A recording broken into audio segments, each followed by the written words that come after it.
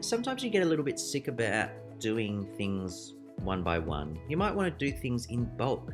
This is where Moodle offers a feature called bulk user actions. Now, it's not a really massive exhaustive list of things that we can do in bulk, but there's some cool little tools that I just thought would be worth showing you that you can actually do in bulk and apply to a large number of users in one hit. So if we navigate on the left-hand menu bar and go to the My Users tab, so expand that, and the fourth option down there out of the box with Learnbook is bulk user actions. So if I click on bulk user actions, it takes me to this screen here, which is located inside admin users accounts, bulk user actions.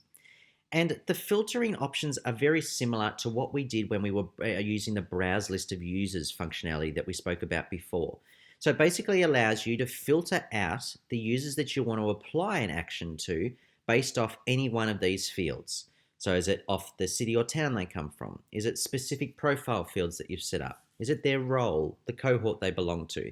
There's lots and lots of options that you can set. So when you apply a filter, you select and you set and specify the values up the top here, and you then say add a filter. Now, if you don't want to apply a filter and you just want to have it for all the users within the system, that's fine. Literally just skip over that filter area. We can go straight past that and have a look at this users in list area. So a little bit like the user selection box that we had before where, we had some users on the right and we moved them to the left to add them. This is a little bit like that, but just sort of the other way around. So we have all our potential users on the left-hand side. So here are all the users who meet the filtering conditions above. So because I haven't applied a filter, I'm now seeing all 23 users within the system. So they're all here. Now I have the choice to apply this bulk user action to everybody in this list. I could select just individuals out of this list and pick just a handful of people. So I have two options as to which way I would like to go. Now what I need to do is, this is just the available users box on the left-hand side here. When I have chosen and I have selected people, I need to have them moved across to the right-hand side because it's only the users in the right-hand side here that will have the bulk action applied to them. So if I scroll down just a tiny little bit further, I can either select my users individually up in the left-hand side and then click add to selection. So I can just add individuals. So maybe if I do that now, I just add just these people. So there's just those ones. Or I do have the option to add all. So I could click add all and it will put all 23 people in because maybe I want everybody within the site to have access to this bulk user action. So I'm going to go with all 23 people. And now that I have my list of people that I want this to be applied to, I'm going to scroll down. And under the section here that says with users selected, I'm going to choose my bulk actions. So this is the list that I was talking to you about that gives you the ability to apply to all these people. So for example, confirm a user. It allows you to confirm their profile. So maybe it's the case where they're applying for access through maybe that self-registration page and you want to confirm that. Maybe send a message. So you want to send out a global email communication to all users. This will not only appear in their messages tab up the top of their sites up here, it will also be sent to them via an email. Now this is a customizable message. So maybe it's letting the users know there's going to be an outage on the weekend. We're doing an upgrade, the site might be unavailable. Don't forget about our big company-wide presentation next week. So it gives you the ability to send out communications in bulk. We have the ability to delete people in bulk.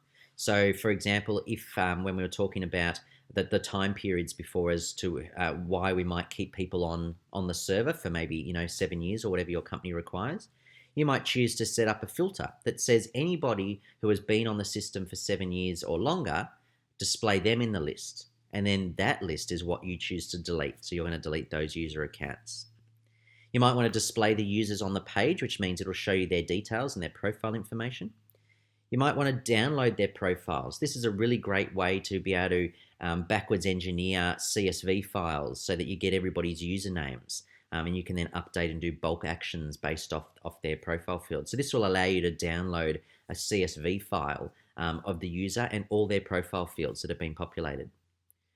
We can also force a password change. So maybe you feel that every 6 months you want everybody by default to change their password.